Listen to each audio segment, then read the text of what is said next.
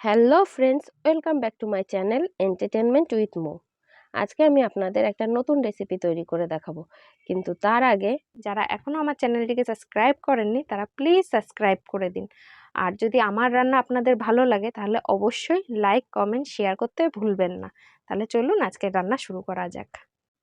এখানে আমি 2 লিটার দুধ নিয়েছি। দুধটা আমি ফুল ফ্যাট মিল্ক নিয়েছি। এবার এই দুধটাকে আমি গ্যাসের উপর গরম করতে বসিয়ে দিচ্ছি। এই দুধটা এবার আমি আস্তে আস্তে ফুটতে দেবো, আর দুধটাকে নাড়তে থাকবো, কারণ হট করে ফুটে উঠলে তখন আর সামলাতে পারবো না।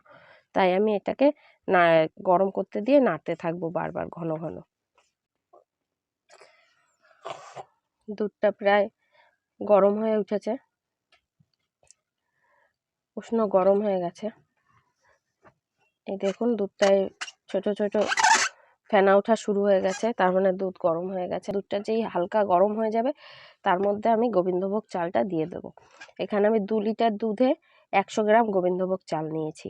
আর চালটা আমি ভালোভাবে ধুয়ে নিয়েছি, কারণ আমি আগে দেখেছি চাল যতই ভালোভাবে মুছে নেওয়া হোক, ঝেড়ে নেওয়া হোক, যখন দুধের মধ্যে চালটা দেওয়া হয় তখন চালটা থেকে একটা নোংরা ছাড়েই।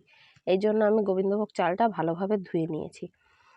এটায় গন্ধে কোনো রকম কোনো সমস্যা হবে না। আপনার পায়েসে চাল না ধুয়ে দিলেও যেরকম গন্ধ বেরায়, ধুয়ে দিলেও ঠিক সেম একই গন্ধ বেরায়। এটা পুরোই ভুল ধারণা যে গোবিন্দভোগ চাল ধুয়ে দিলে গন্ধ বেরোয় না। আমি ধুয়েই ব্যবহার করি। এখানে আমি ধুয়ে চাল দিয়ে দিয়েছি দুধের মধ্যে। এবার এটাকে আমি ঘন ঘন নাড়তে থাকবো, কারণ নিচ থেকে যদি লেগে ওঠে তাহলে আর পায়েস খাওয়া যাবে না। তাই বারবার করে আমি নাড়তে থাকবো এটাকে। তার উপরে দুধ উতলে পড়ারও ভয় আছে। এই যে আমি ঘন ঘন দুধটাকে নেড়ে নিচ্ছি, যাতে উতলে পড়ে না যায় আর নিচে লেগেও না যায়। এবার দুধের মধ্যে আমি 3টে তেজপাতা ভালোভাবে ধুয়ে নিয়েছি, সেই তেজপাতা 3টে দুধের মধ্যে দিয়ে দেবো। দিয়ে আবার নাড়িয়ে চাড়িয়ে নেব। তেজপাতা দিলে পায়েসে একটা দারুণ একটা স্বাদ হয়, খুব সুন্দর লাগে। এটা অপশনালি, আপনারা যদি দিতে চান তাহলে দেবেন, না দিতে ইচ্ছা করলে দেবেন না। আমি তেজপাতাটা পায়েসে সবসময় ইউজ করি, তাই আমি দিই। এখানে আমি সামান্য একটু নুন দিয়ে দিচ্ছি পায়েসে, আন্দাজ মতো, কারণ নুন না দিলে পায়েসের মিষ্টিটা সেভাবে বোঝা যায় না। আর নুনটা পুরোপুরি নিজস্ব ব্যাপার, যদি দিতে ইচ্ছা করে তাহলে দেবেন, না হলে দেবেন না। আমি পায়েসে সামান্য একটু নুন ব্যবহার করি। নুনটা দিয়ে আমি খুব ভালোভাবে পায়েসটাকে একবার নেড়ে চেড়ে নেব। এখানে দেখুন ভাতগুলো হয়ে গেছে, চালগুলো পুরো সিদ্ধ হয়ে গিয়ে পুরো ভাত হয়ে গেছে। আর যতক্ষণ না ভাত পুরো ফেটে যাবে, পায়েসের ভাত যতক্ষণ না পুরো ফেটে যাবে ততক্ষণ মিষ্টি দেবেন না। এখানে আমার পায়েসের ভাতগুলো পুরোপুরি ফেটে গেছে, একদম নরম হয়ে গেছে। আমি আঙুলে চেপে দেখেছি, পুরো নরম হয়ে গেছে। এবার আমি এতে মিষ্টি দেব।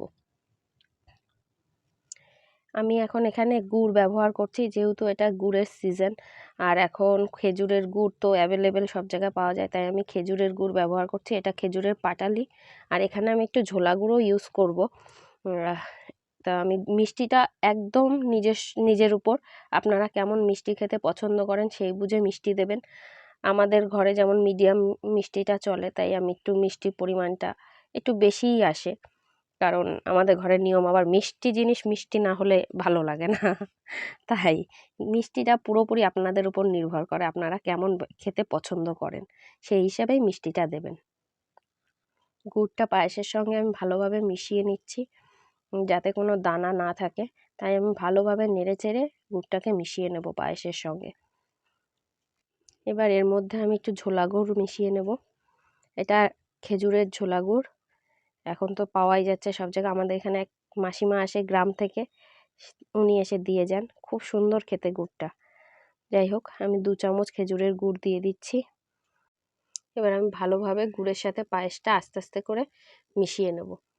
সুন্দর করে মিশিয়ে নিয়েছি। এই দেখুন, মিশিয়ে নেওয়ার পর আমি সামান্য একটু চিনি দেবো, কারণ চিনি না দিলে গুড়ের যে মিষ্টিটা সেটা ভালো বোঝা যাবে না। চিনি দিলে গুড়ের মিষ্টিটা আরও ভালোভাবে প্রকাশ পায়। এই জন্য আমি সামান্য একটু চিনি দেব এর মধ্যে। এই যে এর মধ্যে এবার আমি চিনি দিয়ে দিচ্ছি সামান্য একটু, খুব বেশি না, সামান্য, কারণ আমি আগে গুড় দিয়েছি 2বার, তাই। এবার চিনি দিয়ে আমি ভালোভাবে এটাকে মিশিয়ে নেব। চিনি টিনি সব ভালোভাবে মিশে গেছে। আর পায়েসটাও অনেকক্ষণ ধরে ফোটানো হয়ে গেছে, পায়েসটা প্রায় হয়ে এসেছে। এবার এর মধ্যে আমি কাজু দিয়ে দেবো। কাজু দিয়ে একটু ভালোভাবে নেড়ে নেব। তারপর আমি কিশমিশ ধুয়ে রেখেছি, কিশমিশটাও আমি এর মধ্যে দিয়ে দেবো। এই যে কিশমিশ আমি ধুয়ে রেখেছি ভালো করে, এটাকেও আমি দিয়ে দিলাম পায়েসের মধ্যে। দিয়ে এবার ভালোভাবে নাড়ি চাড়িয়ে মিশিয়ে নেব। দেখুন পায়েসটা কত সুন্দর হয়েছে, একদম পাতলাও না আবার খুব গাঢ়ও না। পায়েসটা প্রায় হয়ে গেছে। পায়েস হয়ে গেছে, এই দেখুন আমি গ্যাসটা বন্ধ করে দিয়েছি। আপনারা চাইলে নামানোর আগে এতে এলাচও দিতে পারেন, কিন্তু আমি এলাচটা দিই না। সবসময় আমার এলাচের টেস্টটা ভালো লাগে না, দু এক সময় দিই, দু এক সময় দিই না, কিন্তু আপনারা চাইলে দিতে পারেন। আর এটা এবার আমি একটা বাটিতে সার্ভ করে আপনাদের দেখাচ্ছি। দেখুন পায়েসটা কত সুন্দর হয়েছে। এটা আবার ঠান্ডা হলে সামান্য একটু গাঢ় ভাব আসবে, একদম জমে যাবে না, কিন্তু সামান্য একটু গাঢ় ভাব আসবে, সেটা আরও সুন্দর হবে। আমি বাটিতে আপনাদের এটা তুলে দেখাচ্ছি। পায়েস আমার বাটিতে তোলা প্রায় হয়ে গেছে। এই যে দেখুন, এই যে পায়েসের বাটি, একটু ঠান্ডা হয়েছে। এর উপর আমি একটা পেস্তা বাদাম কেটে দিয়ে দিলাম কুচিয়ে, একটু গার্নিশিংয়ের জন্য। তাহলে কেমন লাগলো আমার পায়েসের রেসিপি অবশ্যই কমেন্ট করে জানাবেন। আর আমার রান্না ভালো লাগলে অবশ্যই লাইক শেয়ার করবেন, আর সাবস্ক্রাইব করতে ভুলবেন না। অবশ্যই অবশ্যই সাবস্ক্রাইব করবেন। তাহলে আবার নতুন কোনো রেসিপি নিয়ে দেখা হবে। আজকের মতন আসি, টাটা।